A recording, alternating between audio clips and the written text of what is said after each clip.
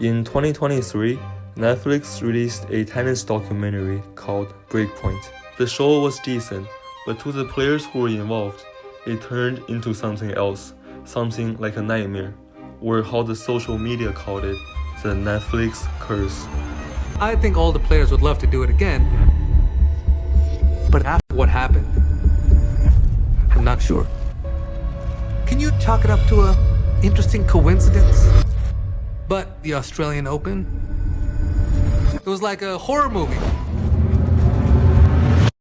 This show actually had a prequel, Drive to Survive, a documentary for the Formula One that was a huge success for the sport, and then they decided to apply the same formula for tennis.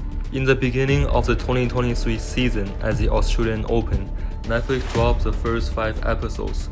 The show featured 10 of the brightest stars in the sport, but within days, something strange started happening.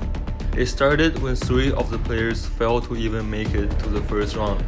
The main character of the first episode, Australia's favorite, Nick Kyrgios, withdrew from the Australian Open due to a brutal knee injury. Then, one by one, every single star of the show started to fall. I'm devastated, obviously.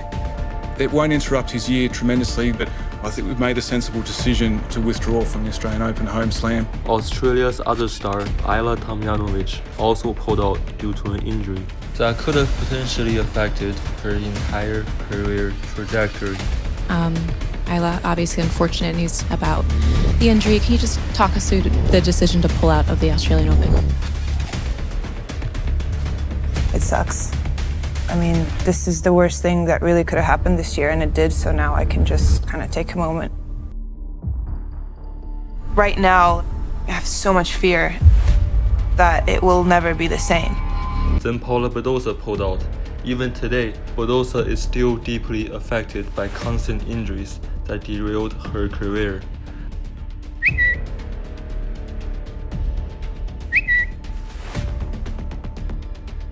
At that point, the term Netflix curse was born. In the first round, Berrettini was out. Ons Jabeur, the second best player in the WTA, US Open, and Wimbledon finalist, also lost in the first round.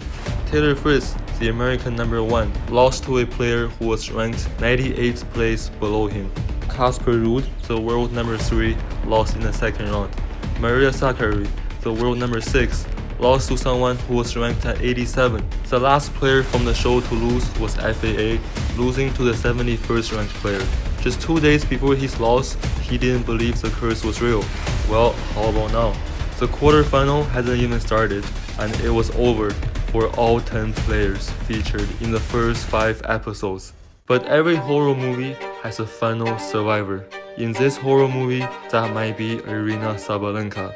Netflix called Aryna at her low point, but for whatever reason, she won her first ever Grand Slam at the Australian Open that year. Maybe it's a stretch because Sabalenka's episode came out 5 months after the Australian Open ended. Either way, Netflix spent a whole episode in the second season talking about the curse, as if they were desperate to prove it wasn't real. If you're one of the players who was in season 1 and all of a sudden all the others are losing, and then everyone's in your ear, but the Netflix curse, Netflix curse, Netflix curse, it could subconsciously get into your head.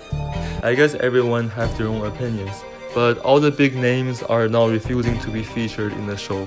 If the curse really isn't real, why did Netflix have to cancel it altogether?